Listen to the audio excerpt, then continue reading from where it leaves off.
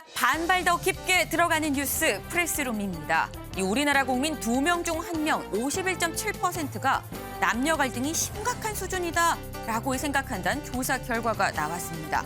역대 가장 높은 수치인데요. 더 깊어진 갈등의 골, 대선을 앞둔 정치권이 일조한 건 없는지 생각해 볼 부분입니다. 프레스룸 지금 시작합니다.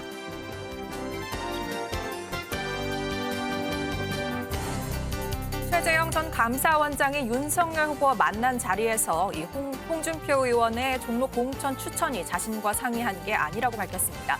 관련한 홍 의원의 입장까지 전해드립니다. 이재명 후보 지난달 책임 정치의 일환으로 민주당의 재보궐 무공천 가능성을 시사했지만 민주당의 최종 방침은 아직입니다. 복잡해지는 재보궐 셈법 잠시 후 짚어봅니다. 윤석열 국민의힘 대선 후보의 부인 김건희 씨의 통화 녹취를 공개했던 MBC가 예고했던 후속 보도는 하지 않기로 결정했습니다. 김건희 씨 녹취를 둘러싼 논란들 잠시 후 짚어보겠습니다.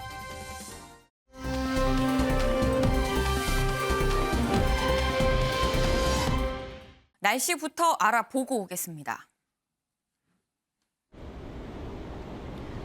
확실히 어제보다 볼에 닿는 공기가 한결 부드러워졌습니다. 지금 서울의 하늘은 맑은 하늘 드러나고 있고요. 온화한 남서풍이 불어들면서 현재 서울의 기온 1.6도로 어제보다 올랐습니다. 오늘 아침도 서울은 영하 8도 선에서 출발하면서 추웠습니다. 다행히 오늘 낮부터는 추위가 차츰 누그러지겠는데요. 오늘 서울의 한낮 기온 4도, 내일 아침은 영하 5도를 보이며 오늘 아침보다는 추위가 덜하겠고요. 기온은 하루하루 오름세를 보이겠습니다. 그런데 이렇게 추위가 덜하니 어김없이 미세먼지가 말썽입니다. 서쪽 지역을 중심으로 전일 미세먼지가 잔류하면서 오늘 이들 지역을 중심으로는 미세먼지 농도 나쁨 수준을 보이겠습니다. 주말인 내일은 이 미세먼지가 더 많은 지역으로 확대되겠습니다. 기온은 더 오르면서 온화한 날씨 보이겠는데요. 다만 일요일에는 동해안과 남해안, 제주에 비나 눈이 오겠습니다. 오늘 한낮에 춘천이 4도, 부산이 10도를 보이면서 전국이 2에서 10도로 영상권에 들겠습니다. 이번 주말과 휴일에 큰 추위는 없겠습니다. 영남 지방을 중심으로는 계속해서 건조주의보가 발효 중입니다. 크고 작은 화재 소식이 잇따르는 요즘인 만큼 계속해서 불씨 관리에 힘써 주시기 바랍니다. 지금까지 청계천 광장에서 날씨 전해드렸습니다.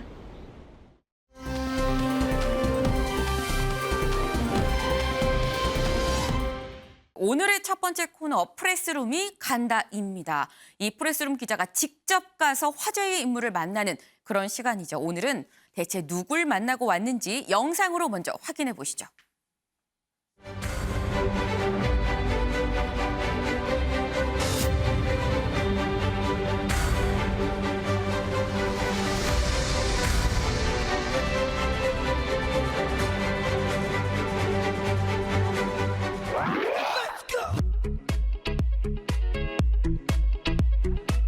(2017년에) 저는 백수였고 지금은 어쨌든 집권 여당의 국회의원이기도 하고요. 정치를 막 포장하고 막 거시기하고 싶지 않아요. 자기 자랑하는 것만큼 팔불출 없고 국민들이 판단하실 거라고 생각합니다. 뭐 굳이 그렇게 하는 게 더 이상한 것 같아요.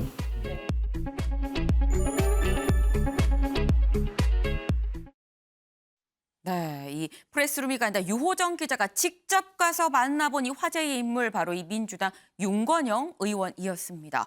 이 윤건영 의원 지금 민주당 선대위에서 뭘 맡고 있죠? 정무실장을 맡고 있습니다. 지금 선대위에서는 네. 정무실장이지만 사실 이번 정부 청와대에서 국정상황실장을 지내면서 이 문재인의 남자, 문재인의 복심으로 불리기도 합니다. 네.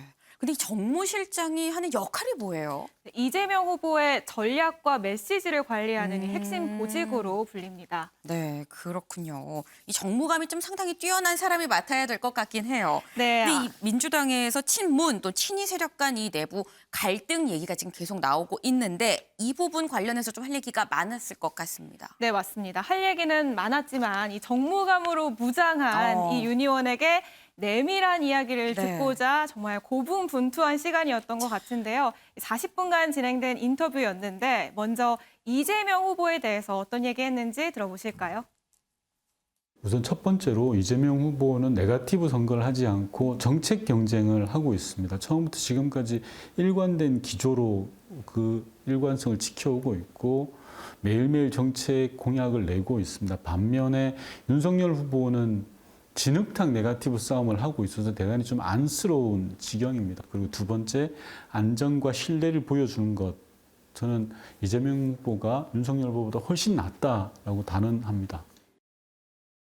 네, 이 정무실장이라서 그런지 굉장히 좀 정무적으로 대답하는 그런 감이 없잖아 있습니다.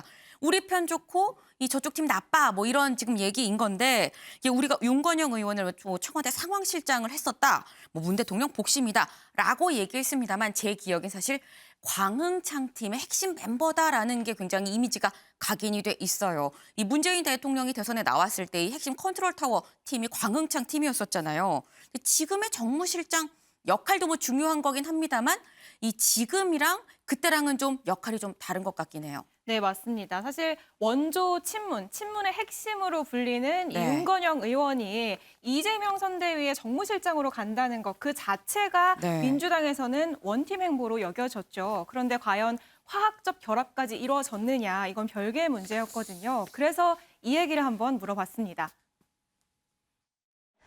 사실 17년도에 캠프에서의 이제 실장님의 그런 역할과 지금 이제 이재명 캠프에서의 의원님의 역할이 좀 차이가 나지 않냐. 당연히 차이 납니다. 17년과 22년은 시계열적으로도 붕 떴고요. 공간적으로도 떴고요. 2017년에 저는 백수였고 지금은 어쨌든 집권 여당의 국회의원이기도 하고요. 당연히 차이 난다고 생각합니다. 이재명 후보가 최근에 뭐 일각에서는 실용주의다라고 얘기를 할 만큼 문재인 정권과 다른 기조의 정책을 내놓거나 혹은 문재인 정부의 좀 아쉬웠던 점들을 비판하거나 이런 모습들이 많아요. 서운하거나 혹은 좀 저렇게 치부할 일이 아닌데 이런 생각이 드시거나 한 적은 없는지. 나와 조금 다르더라도 같이 해야 되는 게 전 덧셈이라고 생각하고 이재명 후보는 말 그대로 대통령 후보지 않습니까? 그러면 2022년 5월 10일부터 5년 동안 대한민국을 어떻게 이끌어 가겠다라는 비전과 계획을 가지고 계셔야 되는 겁니다. 그 부분을 이야기하는 거 가지고 차별화라고 저는 생각지는 않습니다. 그건 뭐 저는 얼마든지 말씀하실 수 있는 거다라는 생각이 들어요. 네, 이재명 후보가 향후 비전을 얘기하는 건 당연한 거지 이걸 차별화라고 볼 수는 없다. 뭐 지금 이런 얘기인 것 같습니다. 그런데 이 윤건영 의원의 대답이랑은 좀 다르게 어쨌거나 지금 이 민주당 당 내에서는 친이 갈등이 분명히 드러나고 있는 그런 상황이잖아요. 네, 맞습니다. 그러니까 최근에 이 갈등이 좀 불거지고 있는 상황이죠. 일단 일부 친문 지지자들이 이재명 후보의 직무와 당원 자격을 정지해달라는 가처분 소송을 냈다라는 소식도 전해졌고요. 네. 여기에 선대위 대변인이 이 친문 지지자들이 이재명 후보가 욕설을 하는 가짜 영상을 제작해서 배포하려 한다. 이런 음모론을 제기를 했다가 친문 지지자들의 강한 반발을 사기도 했습니다. 네. 그래서 결국 화학적 결합 안 된 거 아니냐라는 네. 이런 의심의 눈초리들이 있었는데요. 이 얘기 어떤 답변했는지 직접 들어보시죠. 민주당은 모두가 친문이라고 생각합니다. 민주당 소속으로서 대통령을 싫어하고 문재인 정부의 성공을 바라지 않는 사람이 누가 있겠습니까? 모두가 친문이죠. 민주당은 선거가 끝나자마자 곧바로 경선 후보들 모두가 참여하는 원팀을 선대위를 구성을 했고요. 반면에 국민의힘 홍준표 후보는 오늘도 뭐 또 이상한 말씀을 하셨더라고요. 뭐 자리를 내달라 아니면 뭐 이런 말씀들 많이 있고 유승민 전 후보는 뭐 모습을 찾을 길이 만무하고 경선이 끝난 지 2달이 넘어가는데도 아직도 다 함께 모여서 축하해주는 그런 자리를 못 봤습니다. 국민이. 네, 지금 당 내부 갈등을 물어봤는데 우리는 하나다라고 얘기를 하면서 블랙홀처럼 또 다시 국민의힘의 비판으로 이게 돌아가는 그런 모습인데 윤 의원은 지금 계속 우리는 하나다라고 얘기를 하긴 합니다만 민주당 내에서 이핵관 얘기까지 나왔습니다. 이 정청래 의원이 이핵관이 나한테 탈당하라고 압박을 했다라고 얘기해서 이게 지금 한창 논란이잖아요. 네, 맞습니다. 윤핵관 문제로 한때 갈등이 극에 치닫았던 이 국민의힘처럼 이 핵관 문제가 비화될 가능성 없는지도 물어봤습니다. 여기서 지금 이해관이라고 하는 거는 예. 공개는 안 됐지만 당에 책임 있는 사람이 책임 있는 의견을 전달했을 거라고 봐요 저는. 그래서 이거는 우리가 얘기하는 그런 정치적 용어의 이해관은 핵심 아니고 관계자 아니다. 그냥 예. 정청래 의원이 예. 말을 좀 뭐 재밌게 하려고 이해관이라고 뭐, 갖다 그래도 뭐 얘기를 한 거죠. 이핵관 문제가 국민의힘처럼 핵관 문제로 좀 비화될 가능성은 있나요? 전혀 없나요? 없다고 생각하고요. 예. 국민의힘의 윤핵관은 한 발 더 나아가서 무속인까지 가버렸지 않았습니까? 무속인이 캠프를 좌지우지한다라는 그런 의혹을 받고 있고 국민적 비난을 받고 있는 상황이고요. 민주당은 절차와 과정 그리고 시스템에 의해서 선대위가 저는 구성되고 있고 운영되고 있습니다. 비교할 바가 저는 아니라고 생각을 하고요. 네, 지금 이핵관 문제가 사실 불거진 이 최초 그 원인이 정청래 의원이 사찰 통행료를 두고 봉이 김선달이다라고 얘기를 해서 이제 거기서 이 소위 말해서 난리가 났었던 건데 아마 잠시 뒤겠네요. 한 10분 정도 남았는데 이 오늘 오후 2시에 이 정 의원의 탈당을 촉구하는 전국 승려 대회가 열릴 예정입니다. 이 그런 상황인 만큼 이 민주당의 미스터 쓴소리라고 하죠. 조응천 의원이 총대 메고 이런 얘기도 했는데요. 뭐라고 얘기했는지 들어보시죠. 솔직히 뭐 차마 말은 못하지만 마음속으로 자진해서 좀 탈당해 줬으면 하는 의원분들 주위에 많을 겁니다. 지금만큼 선당구사가 필요하다고 언제입니까? 그래서 어제 저도 이 네. 윤 의원에게 단도직입적으로 네. 본인도 정청래 의원이 탈당해야 되냐 생각하냐라는 네. 질문을 직접 물어봤습니다. 의원님 입장에서는 단도직입적으로 여쭤보면 정청래 의원이 탈당을 해야 된다고 생각하시나요? 그보다 더 큰 문제는요.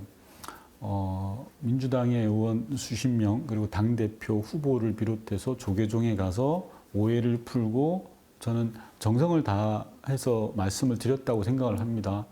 반면에 무속인이 캠프를 좌지우지하는 국민의힘이 있지 않습니까? 그런 게 저는 더 큰 문제다라고 생각하고요. 조계종에서도 그런 부분들을 잘 판단하지 않을까 저는 생각을 합니다. 정청래 선배에 대해서는 제가 뭐 가타부타 드릴 말씀은 없습니다. 네, 참 이 본분에 충실한 분이다라는 생각이 듭니다.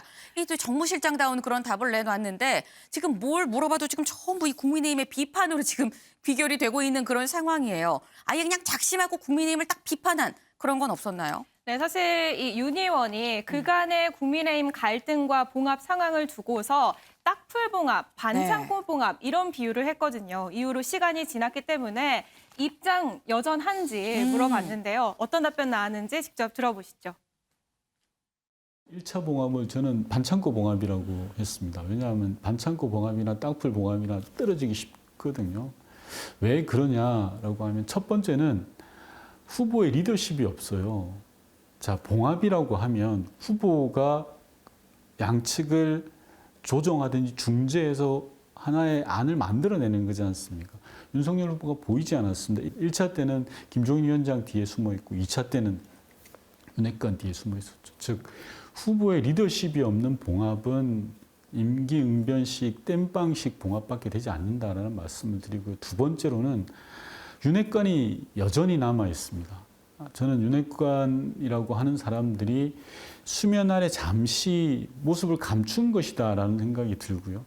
세 번째가 전 또 중요하다고 생각하는데 국민의힘의 윤석열 후보를 중심으로 모이신 분들은 오로지 반문 이 요인 하나만 가지고 권력을 위해서 모이신 분들 같으세요. 물론 본인들은 그렇지 않다고 생각하겠지만 그렇기 때문에 즉 이해관계로 뭉친 분들이기 때문에 아주 사소한 이견, 사소한 갈등으로도 이게 잘 이렇게 떨어질 수밖에 없는 그런 구조다라는 말씀드리고 싶습니다.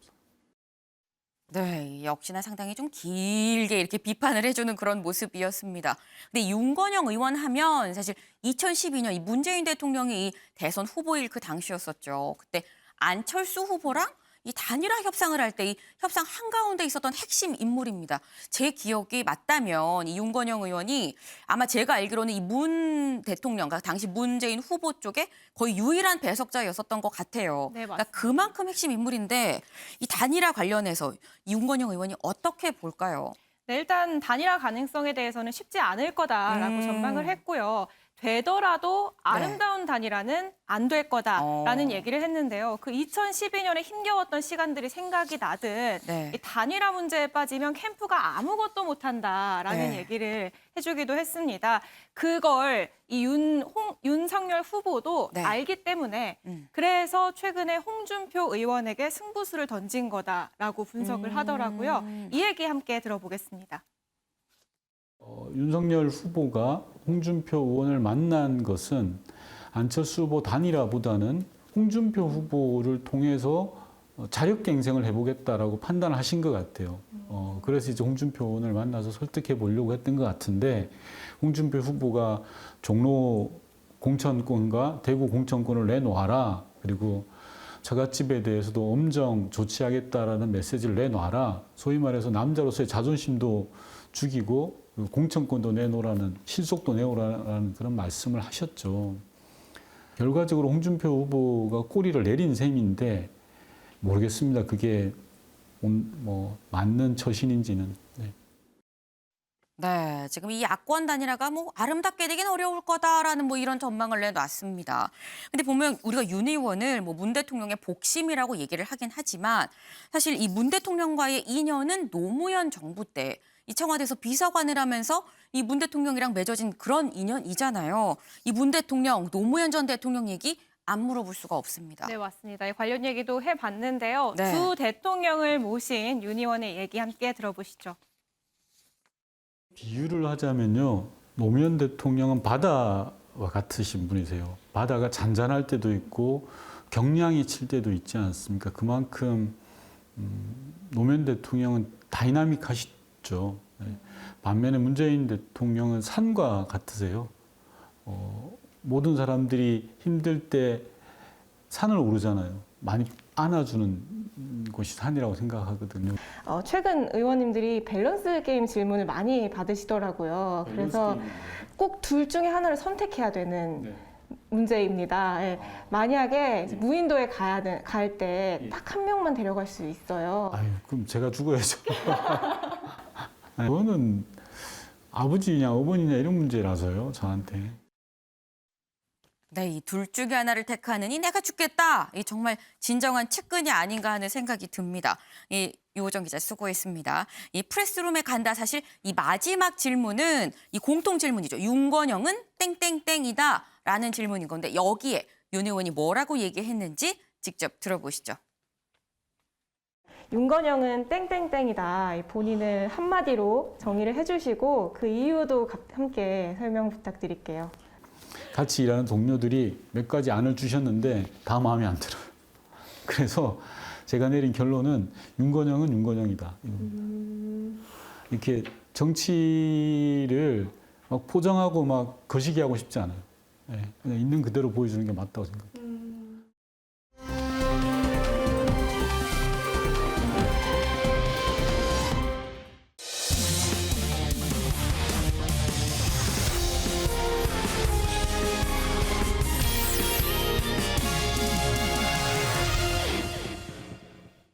네, 다음은 큐시트 회의 시간입니다. 오늘의 첫 번째 아이템 김현 기자가 준비했죠? 네, 제가 준비했습니다. 제가 준비한 첫 번째 아이템은요.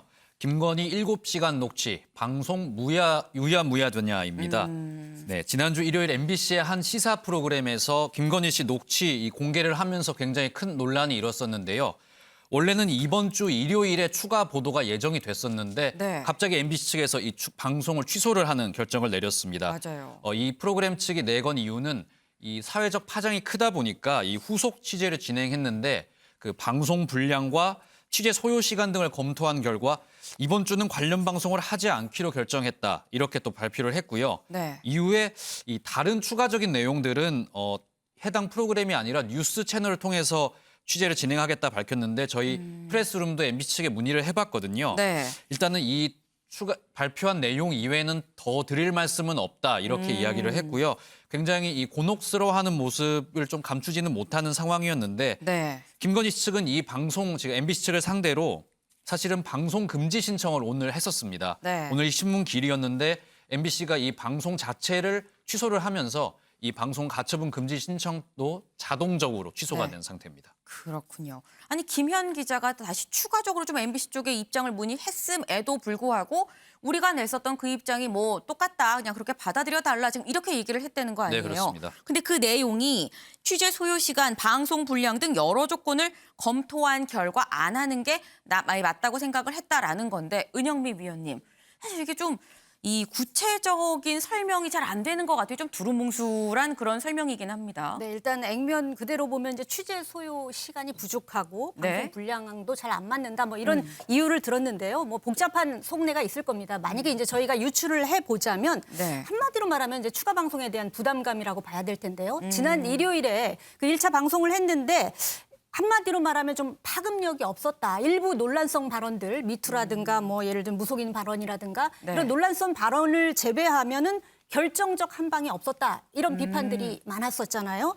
실제로 오히려 그리고 사생활 관련 뭐 줄리라든가 또는 유부남 검사와의 동거설에 대해서 자신이 직접 자신의 말로 해명할 수 있는 기회만 준 거 아니냐라고 여권에서는 오히려 비판의 목소리를 냈고 뭐 그런 상황에서 오히려 내부적으로도 MC 내부적으로도 이러려면 왜 틀었느냐. 그야말로 뭐 그냥 뭐 해석도 없이 그냥 거의 이제 그대로 방송하다시피 했는데 이러려면 왜 틀었느냐는 비판이 안팎에서 아마 제기됐기 때문이라고 봐요. 네. 그렇다면 두 번째로 이제 취소 배경을 좀 살펴보니까 취재라든가 보도 윤리에 대한 부담감들이 작용했을 것 같아요. 왜냐하면은 그 많이 지적이 됐지만 MBC가 사실 자신이 취재한 게 아니잖아요. 받아서 틀었다는 거. 네네. 그다음에 그 서울의 소리 원래 취재했던 서울의 소리 이명수 기자도 기자임을 밝혔지만 취재 과정에서 취재하는 것이라는 얘기를 하지 않고 그냥 뭐 누님 뭐 동생 하면서 그냥 사적인 얘기를 하는 것처럼 취재를 한 거니까 취재 윤리를 위반했다라는 그런 지적이 나오고 있는 마당에 그 내용을 MBC 같은 중공영 방송에서 튼다라는 비판이 계속 제기돼 왔거든요.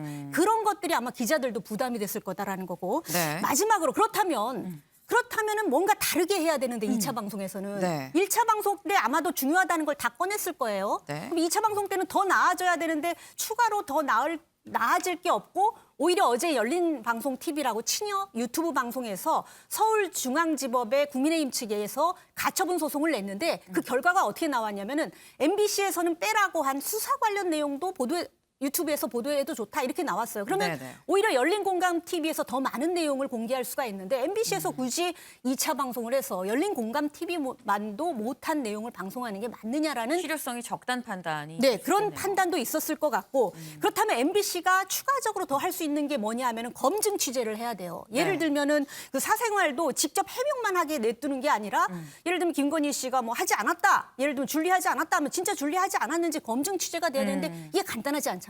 시간이 소요되고요. 또 이제 그 MBC 방송 이후에 추가로 공개된 내용을 보면 조국 수사 당시에 당시 원래 구속하려고 하지 않았는데 네. 사안이 커짐에 따라 구속하게 됐다 이런 얘기가 있는데 그런 그렇다면 발언도 있었죠. 그 얘기를 윤석열 후보한테 들었을 거 아니에요? 그럼 윤석열 후보 측 입장도 취재를 해야 되는데 그게 간단치 않거든요. 그러니까 취재 시간도 부족하고 취재할 자신도 없고 뭐 이런 것들이 부담이 돼서 결국은 취소한 게 아닌가. 그리고 무엇보다도 MBC 내부에서 여러 갑론을박이 있었을 것 같아요. 이런저런 기자들의 부담도 컸을 것 같고요. 그래서 안 하느니만 못한 방송하느니 안 하는 게 낫다. 이런 결론을 내린 것 같습니다. 네, 이 굉장히 은영미 위원께서 다각적으로 좀 봐서 분석을 해주신 이 내용이었었는데, 근데 어쨌거나 이 MBC가 추가 방송을 하지 않는다고 해도 이 앞서 은 의원께서도 말씀하셨죠. 이 열린공감 TV에서 뭐 거의 모든 내용을 다 공개할 수 있게끔 지금 된 그런 상황입니다. 지금 녹취를 계속 나눠서 뭐 서울의 소리도 그렇고 열린공감 TV도 공개할 그런 예정인 거잖아요. 네, 그렇습니다. 이 최초 이 전화 통화를 녹취를 하고 MBC에 이 파일을 넘겼던 서울의 소리 측은 네. 지금 유튜브를 통해서 김건희 씨 녹취를 짧게 편집을 해서 지금 계속 공개를 하고 있는 상황입니다. 네. 김건희 씨가 그래서 이 유튜브 서울의 소리 측을 상대로도 지금 방송 금지 신청을 한 상태인데요. 일단 김건희 측은 이 서울의 소리가 의도적으로 접근을 해서 질문을 유도하고 답변을 받아낸 거다. 네. 이거는 언론의 자유와 무관하기 때문에 방송 금지 신청을 하는 거다. 이렇게 주장을 하고 있고요. 반면에 서울의 소리 측은 MBC한테 이제 파일을 줬지만 MBC가 제대로 공개를 하지 않기 때문에 우리가 하겠다. 이런 주장을 하면서 기자 신분 밝히고 뭐 적법하게 취재를 시작했기 때문에 문제가 없다. 가동도 없기 때문에 이제 지속적으로 공개를 하겠다. 이런 입장을 갖고 있습니다. 법원이 이 공개 이제 가처분 금지 신청에 대해서 오늘 판결을 내릴 예정인데요. 네. 과연 이제 어떤 판결을 내릴지, 법원에 어떤 판결을 내릴지도 정치권에서 지금 관심을 갖고 지켜보고 있습니다. 네, 사실 MBC 가처분에 대해서는 일부만 공개하라고 했었고 열린공감 TV에 대해서는 거의 대부분 많은 부분을 좀 공개도 된다라고 나왔기 때문에 이 오늘 나올 서울의 소리에 대한 가처분에서는 어떤 결과가 나올지도 좀 이 주목되는 부분이긴 합니다. 그런데 이 김건희 씨 쪽에서 MBC, 서울의 소리, 열린공감 TV 지금 다 가처분 신청을 걸었어요. 하지만 그럼에도 불구하고 이런저런 루트로 해서 지금 계속 이 관련 발언 내용이 녹취 내용이 좀 흘러나오고 있는 그런 상황입니다. 이런 과정에서 또 다른 발언이 새롭게 공개가 됐는데 이게 좀 파장이 있습니다. 네, 그렇습니다. 녹취록이 내용이 계속 공개가 되고 있기 때문에 새로운 내용이 나오고 있는데요. 몇 가지 좀 소개를 해드리면 김건희 씨가 지난해 11월 이제 서울의 소리 기자와 통화를 하면서 네. 본인과 이제 처갓집 비리에 대해서 이제 이야기를 했는데 이 마음 먹고 내가 언론 플레이를 하면 우리가 언론 플레이를 하면 다 무효가 될 것이다. 이런 발언이 들어있어서 지금 논란이 되고 있습니다. 네. 여기서 좀 더 들어가 보면 우리가 아직 적극적으로 대응을 안 해서 그렇지 대응을 하면 지지율이 올라갈 거기 때문에 올라갈 거다 이런 발언도 했고요. 네. 김건희 씨 본인에 대해서도 내가 거짓말한 게 없기 때문에 추후에 이게 수사가 들어가거나 하면 하나하나 해명이 될 것이다. 이렇게 발언하는 내용이 있거든요. 그리고 여기서 또 하나 조금 재밌는 점이 이재명 후보 부인 김혜경 씨에 대해서 이야기를 한 점도 있는데요. 네. 최근에 김혜경 씨가 낙상 사고를 당한 적이 있었지 않습니까? 네네. 이때 김혜경 씨가 뭐라고 얘기를 했냐면 정신을 잃고 일어나 보니까 이재명 후보가 눈물을 흘리고 있더라. 이런 이제 이야기를 했었는데 이 부분에 대해서 이게 너무 가식적이다. 내가 이재명 캠프에 있었으면 이런 내용 절대 말하지 못하게 했을 거다. 이렇게 조금 개인적인 평가를 내리면서 눈길을 끌고 있는 상황입니다. 네. 그리고 여기서 조금 더 재밌게 하나 더 짚어볼 점이요. 네. 이 김건희 씨의 좀 치솟는 인기인데요. 저희가 예전에 소개를 좀 해드린 적이 있는데 그 건사랑이라고 하죠. 이제 김건희 씨의 팬카페가 생겼는데 네. 이게 200명으로 시작을 했는데 제가 방송 전에 좀 살펴보니까 네. 4만 5천 명 4만 명을 넘었네요. 회원수를 돌파를 했더라고요. 이제 굉장히 많이 늘었는데 이 카페에서 지금 김건희 씨의 캐릭터 그림이 그려져 있는 마스크, 네. 이 상품도 지금 판매를 하고 있는 상황입니다. 지금 보시는 것처럼 김건희 씨 어떤 캐릭터가 박혀 있고 네. 거기에 건사랑, 카페 이름이 적혀 있는데 이게 한 장에 1,000원에 판매를 하고 있더라고요. 1,300원. 그렇습니다. 1,300원에 판매를 하고 있더라고요. 이 카페를 한번 살펴보면은 대부분 이 김건희 씨 방송을 보고 그 이후에 가입을 한 사람들이 많은 것 같고요. 이 김건희 씨 어떤 정제되지 않은 이 발언들이 오히려 속 시원했다, 재밌었다 이런 반응들이 좀 대부분입니다. 그리고 이 팬카페가 이번 주 일요일에 MBC 방송국 앞에서 집회를 가질 예정이라고 하는데 이 방송 이후에 팬카페 규모가 점점 커지고 있는 만큼 네. 이 팬카페는 어떤 식으로든 아마 계속 집단 행동을 하지 않을까 이런 분석이 나오고 있습니다. 네, 지금 이 김건희 씨의 7시간 녹취 내용이 한 번에 딱 다 공개되는 게 아니라 좀 야금야금 나오고 있는 그런 상황입니다. 야금야금 나오다 보니까 이 논란이 어제 논란 다르고 오늘 논란 다르고 내일 논란이 다르고 이런 상황인 건데 이런 논란 속에서도 지금 어쨌거나 팬카페가 지금 4만 명이 넘게 지금 회원 수가 증가를 하는 그런 상황입니다. 이 좀 주목할 만한 부분이긴 한데 이현정 위원님, 네. 우리는 팬카페 이런 것보다도 일단 이 김건희 씨가 한 발언 중에서 이런 게 있어요. 마음 먹고 언론 플레이하고 다 까지면 다 무효화된다라고 얘기를 한 게 지금 공개가 됐습니다. 근데 통상 우리가 언론 플레이라고 얘기를 할 땐 긍정적인 의미보다는 좀 부정적인 의미로 좀 많이 쓰긴 해요. 어떤 의미로 썼는지는 확인할 수 없는 일이긴 합니다만 이 발언 어떻게 보시나요? 그렇죠. 참 대선이라는 게 보면 어떤 효과가 우리가 이제 부정적일 것이다 하고 이제 예상을 했었는데 네. 이게 또 공개가 돼버리면 또 긍정적인 효과도 낳는 것도 있습니다. 더군다나 지금 여권에서는 이제 곤혹스러운 게 뭐냐면 윤석열 후보가 노무현 대통령을 굉장히 좋아했다. 그리고 연설문을 다 외우고 있다. 이런 발언들을 굉장히 아마 그쪽에서는 신경을 쓰는 것 같더라고요. 이게 자칫하면 친문의 어떤 그 노무현 대통령에 대한 이제 향수를 불러일으킨 게 아니냐 이런 또 이야기가 있는 것이고요. 이제 또 반면에 지금 이제 공개되지 않는 이제 다르게 공개된 거에 따르면 아무래도 이제 우리가 언론 플레이라고 이야기를 하면 네. 굉장히 이제 부정적인 용어로 많이 쓰지 않습니까? 보통 그렇긴 하죠. 뭔가 언론사에다가 뭔가 어떤 로비를 해서 자기들이 유리하게 나가는 방향으로 하는 것인데 지금 사실은 김건희 씨 같은 경우는 본인의 어머니뿐만 아니라 본인과 관련된 사건들이 그동안 검찰에서 오랫동안 수사를 받았고 지금 도이치모터스 사건 같은 경우에도 거의 2년 가까이 수사를 받았거든요. 네. 일부는 이제 본인이 직접 해명도 하고 했습니다만은 아직까지 다 해명된 상황은 아니죠. 이제 그렇다 보니까 이런 이야기들 자체가 결국은 어떠한 권력을 이용해서 즉 뭐 야당의 대선 후보라는 그런 권력을 이용해서 언론에게 유리한 방향으로 뭔가 보도를 하게끔 하는 게 아니냐. 이제 이런 우려를 낳고 있는 거거든요. 그러니까 물론 뭐 일반적으로 우리가 언론 프레라 하면 언론사에다가 뭐 적극적으로 이제 해명하고 이야기를 해서 뭐 그런 긍정적인 또 이야기도 있을 겁니다. 근데 이제 문제는 이걸 이제 어떤 사적인 대화에서 언론 플레이하면 다 어떤 면에서 덮어진다라는 발언들은 굉장히 부적절한 이야기가 아닌가 싶습니다. 그렇다면 짧게 이것만 여쭤볼게요. 이번 이 언론 플레이라는 발언이 파장이 어느 정도나 좀 갈 거라고 보세요? 글쎄요, 이제 전체적으로 보면 이제 김건희 씨에 대한 이 발언에 대한 어떤 녹취록 파문은 제가 볼 때는 일단락된 게 아닌가 싶어요. 왜냐하면 일단 이미 지난번 이제 MBC 보도와 그다음에 이제 각 유튜브 방송 등을 통해서 이미 이제 우리가 보통 이제 주식으로 따지면 주가에 이미 반영이 돼 있다. 그리고 실제로 또 그 중에서 일부 내용들은 오히려 또 해명하는 것들, 또 역효과 나서 좀 전에 말했던 팬카페가 늘어나는 것들 이런 상황이 있기 때문에 이런 것들이 아마 앞으로 왜냐하면 지금 제가 알기로는 일부 언론사 같은 경우는 이제 다 입수를 해서 보더라도 그렇게 처음 같은 그런 어떤 내용들은 새로운 내용들은 많이 없을 거라고 그래요. 그렇다고 보면 아마 지금 새롭게 공개된다 하더라도 일반적으로 효과는 좀 제한적이지 않을까 좀 그렇게 봅니다. 네, 뭐 이미 주가로 표현을 하셨습니다. 이미 다 뭐 반영이 됐다, 주가에 다 반영이 됐다라고 이렇게 이 평가를 해주셨는데 이걸 좀 지켜봐야 될 부분인 것 같습니다.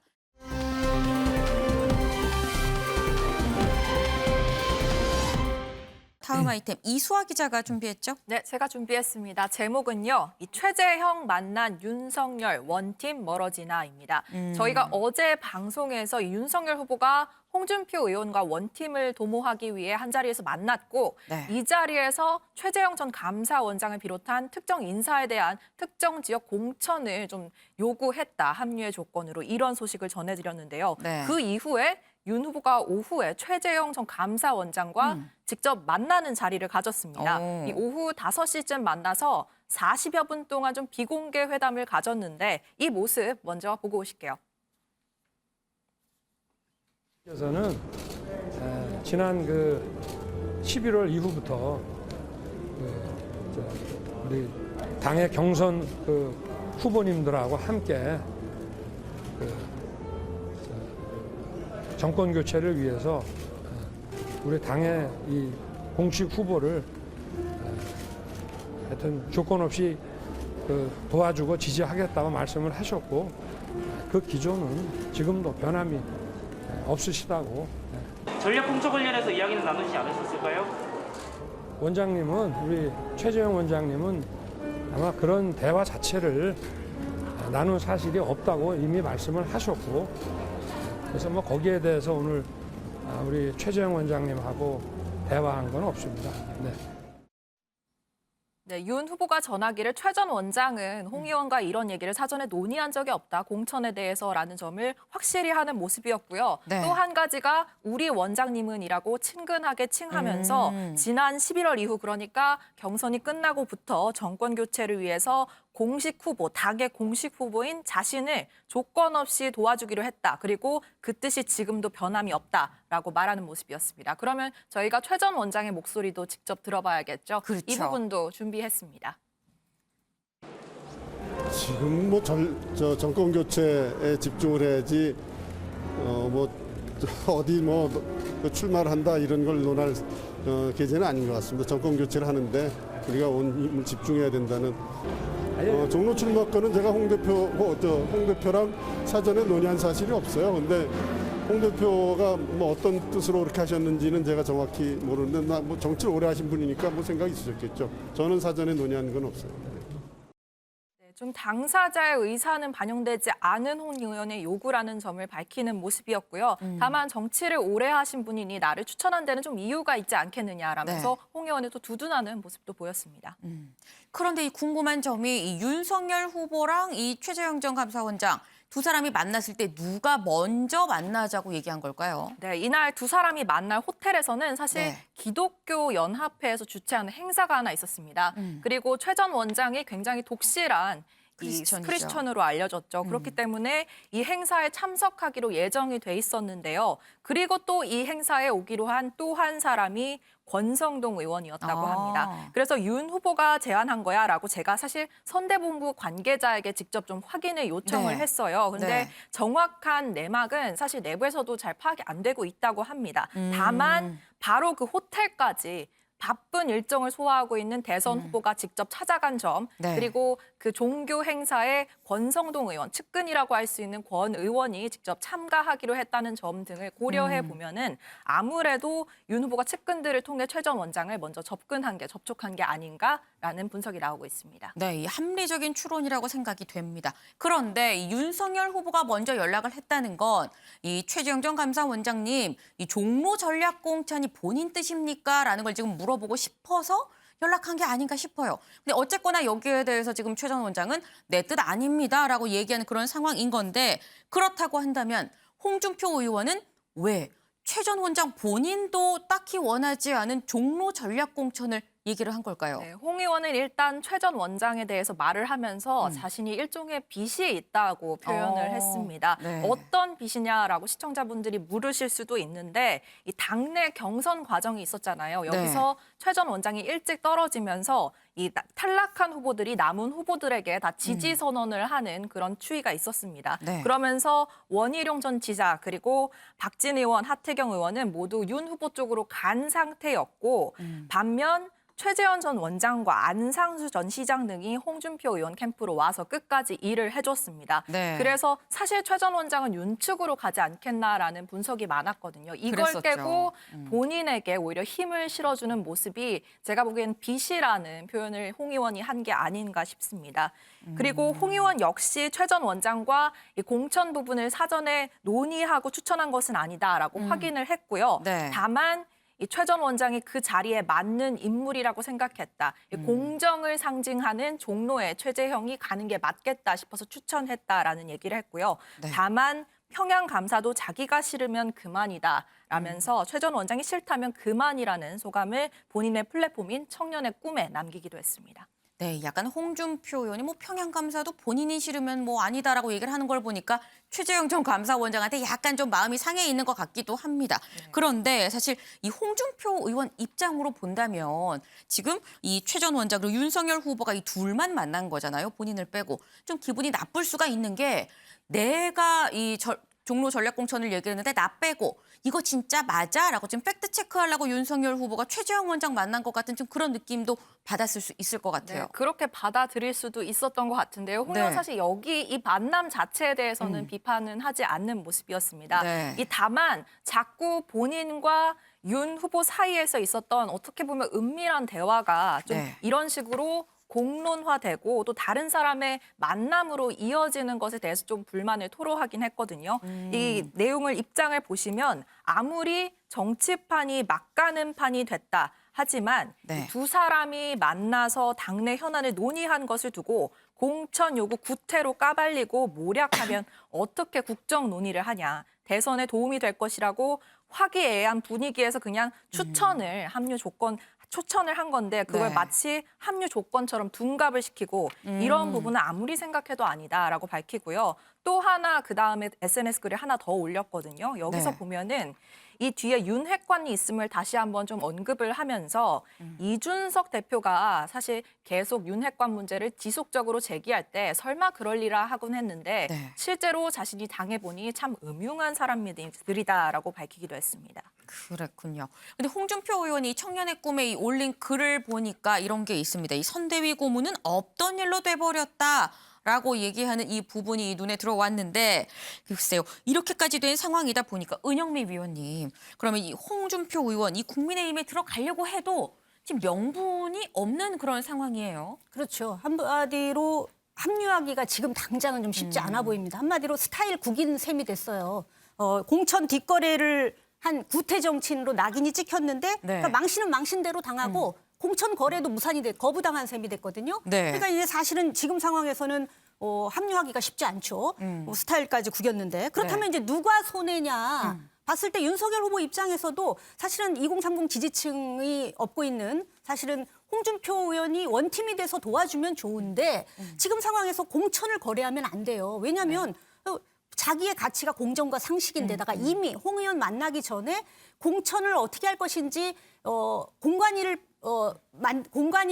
설립해서 공관위를 만들어서 종로는 전략 공천을 하고 나머지 네 곳은 100% 여론조사로 경선을 한다. 이런 식으로 이미 룰을 만들어놨는데 갑자기 뒷거래를 하면은 이거는 안 되는 거잖아요. 그러니까 윤 후보 입장에서는 홍 의원이 원팀이 돼주는 것이 좋지만 거래할 수 없는 조건이었던 거예요. 그러니까 할 수 없이 이제 무산될 수밖에 없는 상황이고. 그러면 홍 의원 입장에서는 사실은 이제 통 크게 아무 조건 없이 도와줬어야 굉장히 아름다운 모습이 되고 자신의 추후 정치적 입지도 있을 텐데 이렇게 공개가 돼버려서 구태 정치인으로 뒤늦게 이제 다시 이제 이미지가 나빠져 버렸으니까 그러면은 이제 지금 선대위 합류를 만약에 못하게 되죠. 그러면은 나중에 대선에서 이겼거나 졌거나 국민의힘이 이기면 이긴 대로 또 안 도와줬다. 지면은 진 대로 너 홍 때문에 의원이 안 도와줘서 졌다, 졌다. 이런 사실은 책임에서 벗어나기 어려운 상황이고 또 구태 정치인이란 이미지는 이미지대로 더 씌워져 있고 그래서 홍 의원으로서도 지금 상당히 난감한 입장이에요. 그래서 어떻게든 이 상황을 대선 전에 돌파할 필요성이 있기 때문에 윤 후보와 홍준표 의원이 다른 방식으로 돌파구를 찾을 가능성은 여전히 남아있다 이렇게 볼 수 있을 것 같습니다. 네, 이 윤석열 후보, 홍준표 의원 뭐 다른 돌파구를 찾을 가능성이 좀 있다라고 말씀을 하셨습니다. 제가 이제 은 의원께 질문을 드리면서 국민의힘에 뭐 들어간다고 말씀을 드렸는데 국민의힘의 선대위를 이 말씀드린 거라는 점 좀 정정을 드립니다. 이현정 의원님, 그런데 이 홍준표 의원이 비판한 이 포인트는 딱 이겁니다. 아니 우리끼리 얘기해서 우리가 이견이 있으면 우리끼리 얘기해서 내부에서 얘기하면 되지 이걸 왜 공개해? 약간 그러니까 뭐 요즘 시쳇말로 얘기를 하면 왜 나를 바보 만들어? 약간 이 느낌이에요. 내부에서 논의할 수 있지 않았을까 싶기도 합니다. 글쎄 이제 정치인들의 이런 중요한 그 만남 같은 경우에 아마 홍준표 의원이 더 잘할 겁니다. 이게 사실은 공개 안 될 수가 없다라는 걸 잘할 거예요. 왜냐하면 윤석열 후보는 이제 정치를 이제 같이 시작한 분이고 또 두 사람의 만남 자체가 굉장히 중요한 만남이고 더군다나 이게 공천과 관련된 이야기는 이 이해관계에 얽힌 사람들이 굉장히 많습니다.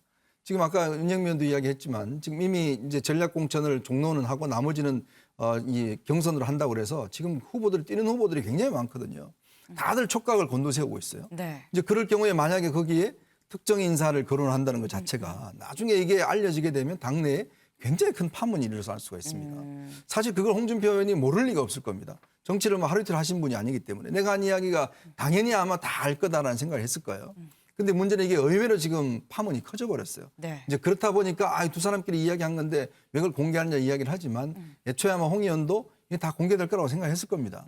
그렇지만 지금 사실은 이 공천 문제가 간단치 않습니다. 왜냐하면 이번 이 재보궐선거 5군데거든요. 이게 제대로 되지 않으면 당내 분란이라서 사실 이게 대선 일하고 똑같은 날 치러집니다. 오히려 이 문제가 더 크게 불거질 수가 있는 거거든요. 그래서 지금 민주당 같은 경우는 아직 결정되지는 않았지만 일부에서 아예 공천하지 않겠다라는 그런 지역도 있어요. 그런 상황에서 만약에 이제 국민의힘이 이 공천 문제를 둘러싸고 내용이 일어날 경우는 사실은 대선에 집중해야 되는데 오히려 지금 국회의원 재보궐선거에 더 집중할 수가 있는 상황이 생기거든요.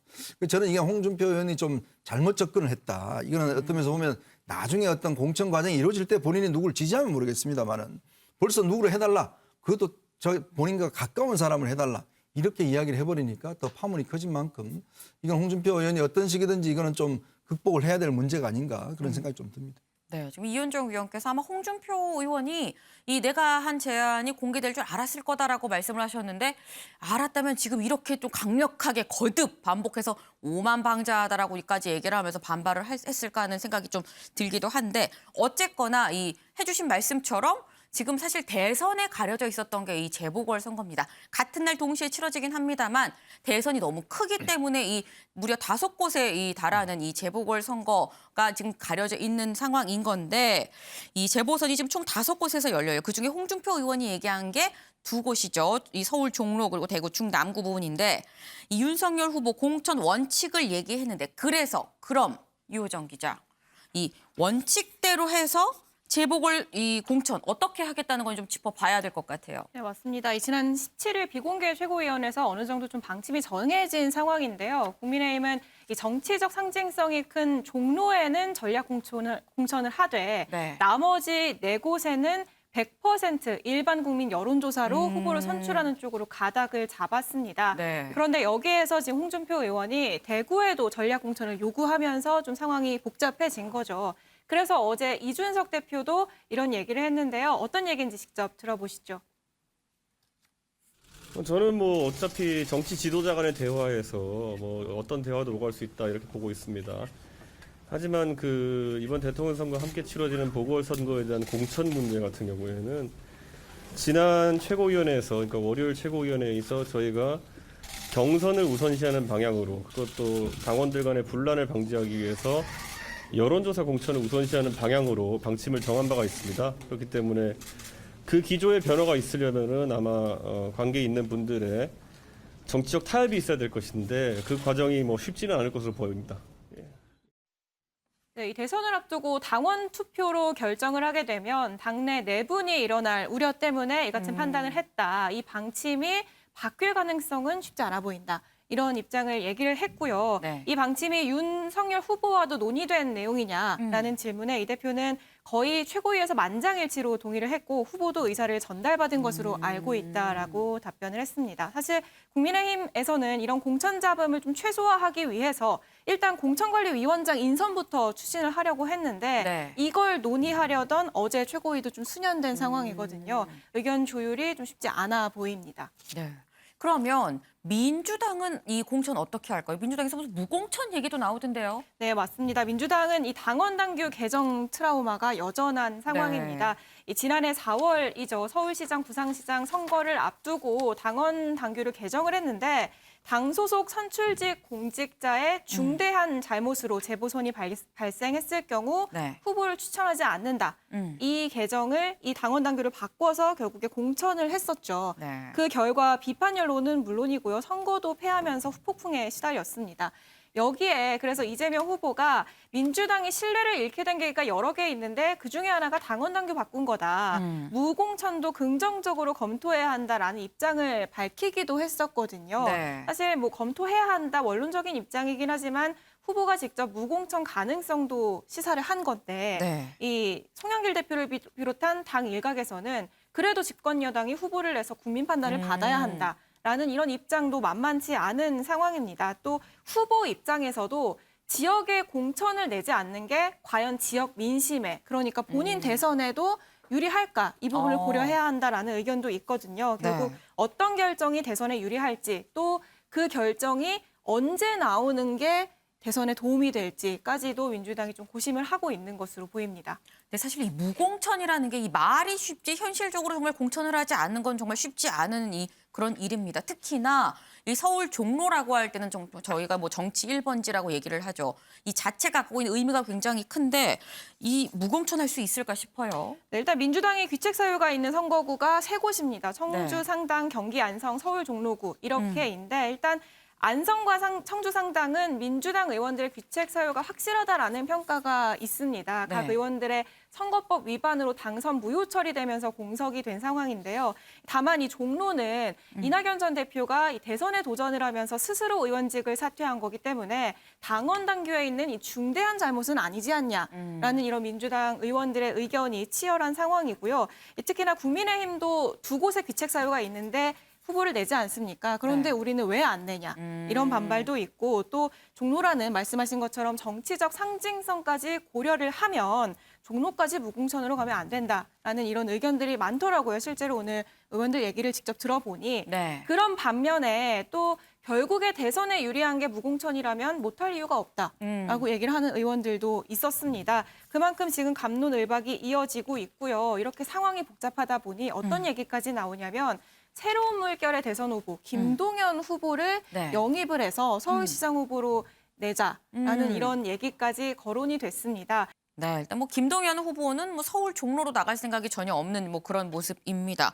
은영미 위원님, 아까 이 유호정 기자가 잠깐 얘기를 했어요. 뭐 무공천, 뭐 그래도 공천해야 된다. 이 당 내부의 의견이 좀 갈리는 그런 분위기인 것 같은데 이재명 후보 입장에서 봤을 때 무공천하는 게 나을까요? 그래도 공천에서 좀 러닝메이트가 있는 게 나을까요? 네, 이재명 후보는 누누이 당원 당규를 따라야 된다 이런 입장을 이미 대선 후보 확정되기 전에부터 얘기해왔던 거거든요. 네. 그랬을 때는 이번에 입장을 바꾸는 것보다는 저는 그대로 그 입장을 가져가는 게 옳다고 보는데 네. 이제 김동연 후보를 뭐 종로에 출마시키자 이런 얘기가 나오는데 김동연 후보 입장에서도 이거는 무시하는 얘기예요. 대권 후보로 제3지대를 지지율과 상관없이 뚜벅뚜벅 가겠다고 한 입장에서 종로 지역구 의원으로 나오라는 얘기는 무시하는 얘기고 김동연 후보를 위해서도 하지 않는 게 좋다고 받아들이지 않는 게 좋다고 생각합니다. 왜냐하면은 안철수 후보도 초반에 박원순 시장한테 시장 양보에 문재인 후보한테 2012년에 그 단일화를 그냥 포기하는 바람에 철수라는 이미지가 붙어버렸잖아요. 네. 김동연 후보 지금 정치한 지 얼마 안 됐고 대권 후보로 나왔는데 여기서 삼지대를 꿋꿋이 가겠다. 정치 세력을 교체하겠다고 했는데 뭐 이런 거래를 통해서 뭐 지역구로 나온다 이런다면 아마 국민들이 되게 실망할 거고 앞으로 정치하기 어려워질 거라는 점에서 김동연 후보는 그냥 뚜벅뚜벅 가시는 게 맞다고 당연히 종로 출마 안 하시는 게 좋을 것 같고요. 이재명 후보가 그대로 해왔던 대로 무공천, 그러니까 귀책 사유가 있는 곳에 무공천 입장이라면 당원 당규대로 그대로 하는 게 저는 맞다고 생각합니다. 그렇지 않아도 이 말 저 말 바꾼다는 지적이 많은데 이것마저도 그동안 해왔던 말을 또 바꿔버리면 도대체 이재명 후보는 안 바꾸는 게 뭐냐 이런 말이 나올 법도 하거든요. 그대로 해왔던 대로 했으면 좋겠습니다. 네, 은영미 위원께서는 이 그동안 무공천을 얘기해 왔었던 만큼 이번에 만약 공천을 하면 오히려 이 말 바꾸기 비판이 휩쓸릴 수 있다라는 점을 좀 지적을 해주셨습니다.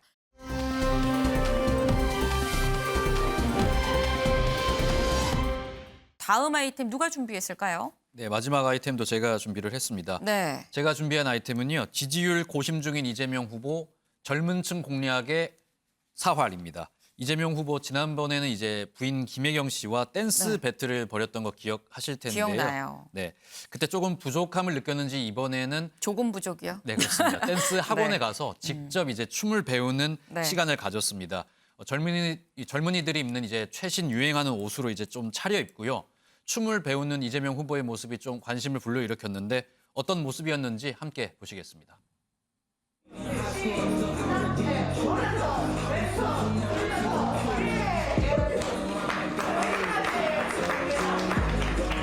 정말 좀 댄서들의 하나의 직업으로 많이 인식하는 것 같아요. 네.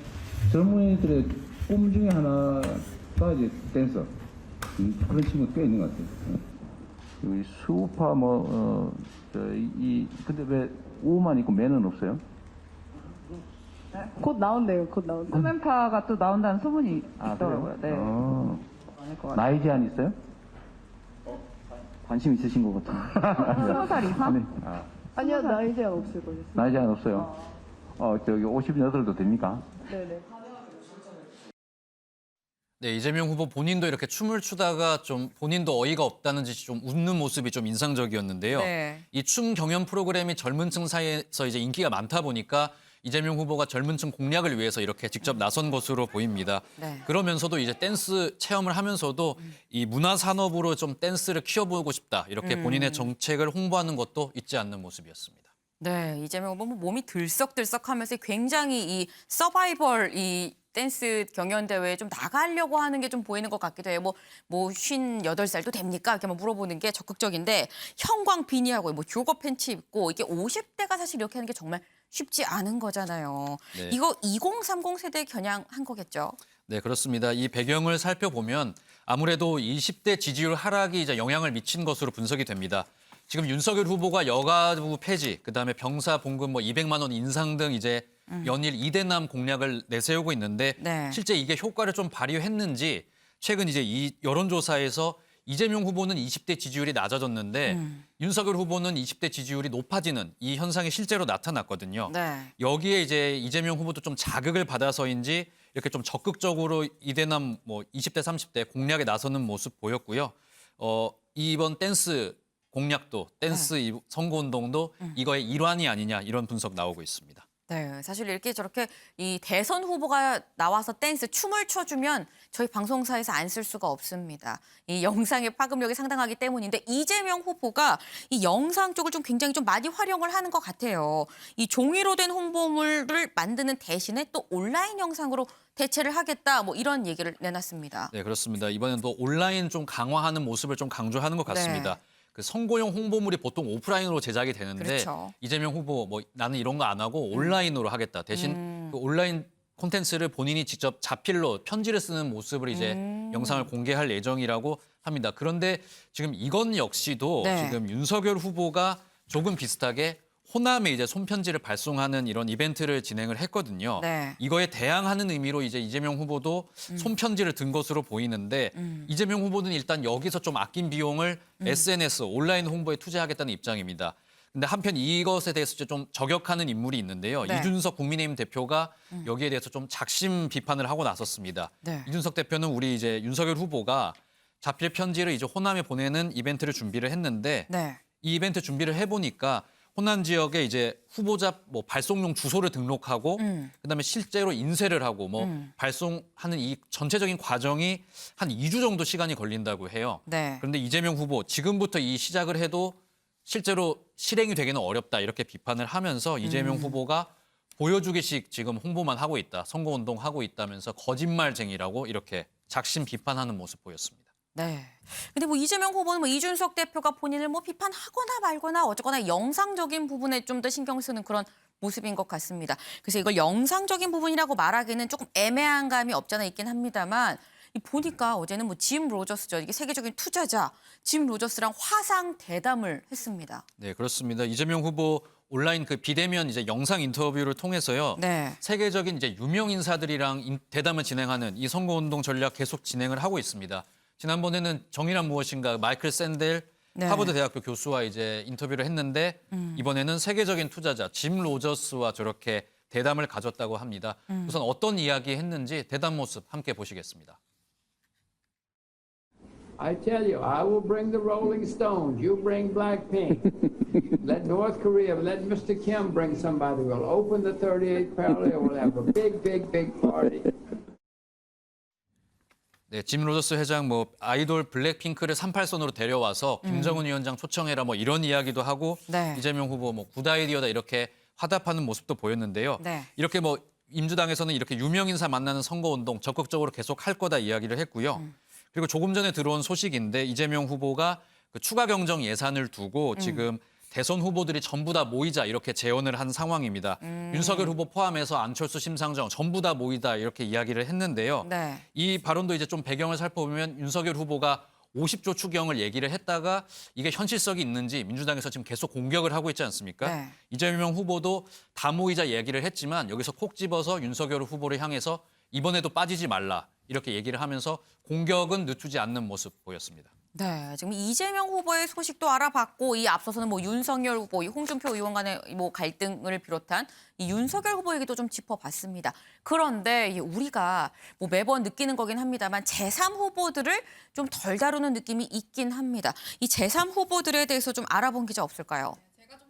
네. 네. 우선 안철수 국민의당 후보 행보를 좀 설명해 드리면요. 양자 토론에 대해서 태클을 걸고 있잖아요. 국민의당에서. 네. 이거에 이어서 어제는 이 여야 후보의 녹취록에 관련해서 쓴소리를 뱉었습니다. 듣고 오시죠.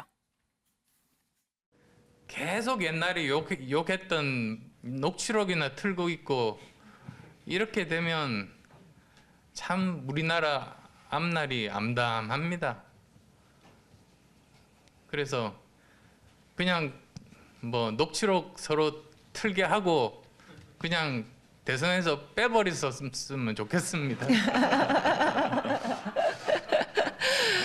농담입니다. 네, 그냥 녹취록 틀게 하고 둘 다 빼버렸으면 좋겠다. 그러고 살짝 영창에서 잘렸는데 뒤에 농담입니다. 네. 이러면서 수습하려는 듯한 모습도 조금 보였습니다. 그리고 이 저희 영상에서는 보이지 않지만 이 국민의당 선대위 회의실에 얼마 전부터 등장한 백드롭, 그러니까 뒷 배경이 있습니다. 네. 여기에 써 있는 문구가 좀 화제가 되고 있는데 보시면은 안철 수신 제가 치국 평천하라고 네. 써 있습니다. 그러니까 스스로를 수양하고 집안을 안정시키면 뭐 국가도 잘 잘 될 수 있다, 천하를 평장할 수 있다 그렇죠. 이런 뜻이죠. 거기다가 앞에다 안철수를 붙인 건데요. 네. 이 본인과 가족 신상 리스크에 지금 여야 후보가 헤매고 있는 상황에서 그걸 꼬집는 의미에서 저런 문구를 선택한 게 아닌가 싶습니다. 네, 이 안철수 후보 이번이 벌써 이 세 번째 출마인가요? 위트가 많이 장착이 된 그런 모습입니다. 이 안철수 후보 지금 이 뭐 여야 뭐 이재명, 윤석열 후보 둘 다 빼버리자라고 뭐 농담처럼 얘기를 했는데 반대로 이 김동연 후보는 이 두 사람한테 제언을 하고 나섰습니다. 네, 오늘 긴급 기자회견을 열었어요. 그래서 네. 이 내용이 무엇일까 하고 좀 관심이 모아졌었는데 다름이 아니라 김동연 후보도 기본적인 입장은 안 후보와 비슷했습니다. 이대로 대선이 가다가는 우리나라 망한다. 윤 후보와 이 후보에게 만남을 제안하는 모습이었습니다. 그러면서 국민의 삶과 직결되는 문제에 정치적 계산 접어두고 직접 만나서 해결책을 찾자라면서 연석회의를 제안하기도 했습니다. 네, 같이 좀 얘기하자라는 이런 얘기입니다. 이 심상정 후보 소식은 없을까요? 네, 심 후보 역시 비슷한 맥락의 얘기를 했습니다. 어제 대선 후보 초청 토론회에 참석해서 여당과 야당에 모두 쓴소리를 했는데요. 이 내용을 좀 보시면 집권 여당은 청와대의 여의도 출장소 아니면은 청와대 호위대 노릇만 한다. 이 재집권에 실패한 야당은 지금 정권이 실패하기만을 기원하고 이래서 증오와 적대의 정치가 반복된다면서 네. 심상정 정부는 대통령의 힘을 빼는 정부를 만들겠다고 약속하기도 했습니다. 네, 근데 심상정 후보한테 좀 미안한 말이긴 합니다만 이 정의당 관련해서 오늘의 한 뉴스는 사실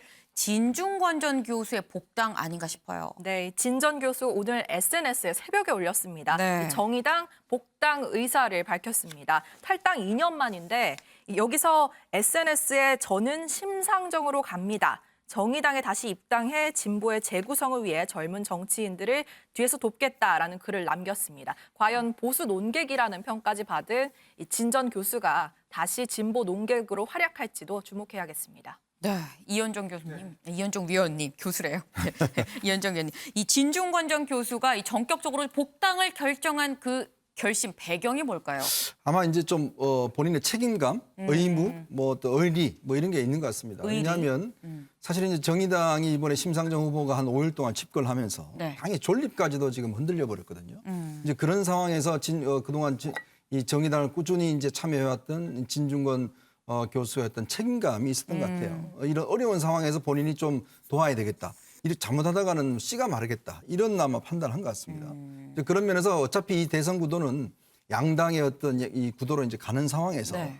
앞으로의 진보 정치가 그래도 살아남기 위해서는 그래도 심상정 후보를 좀 지원을 해서 진보 정치의 씨앗을 일단 좀 피워야 되겠다. 왜냐하면 이번 선거 끝나면 바로 또 지방선거 있습니다. 다음 2년 뒤에 또 총선이 있기 때문에 네. 이번 정의당 같은 경우는 심상정 후보가 끝까지 완주하는 게 굉장히 중요한 정책 의미가 있거든요. 그렇죠. 거기 아마 진중권 교수가 좀 힘을 좀 보태겠다. 이제 그런 판단이 아닌가 해석이 됩니다. 네, 참 탁월한 분석이 아닌가 하는 생각이 듭니다. 이 오늘의 탑 기사를 한번 정해 보겠습니다. 이 오늘의 탑 기사, 이 사실 대선이란 큰 선거에 이 재보선이 좀 가려져 있었는데 이 재보선을 좀 다시 돌아보게 한 이수아 기자의 기사, 이 최재형을 만난 윤석열 멀어지는 원팀 이 안에 이 재보선 얘기가 있었었죠. 이걸 오늘의 탑 기사로 하겠습니다.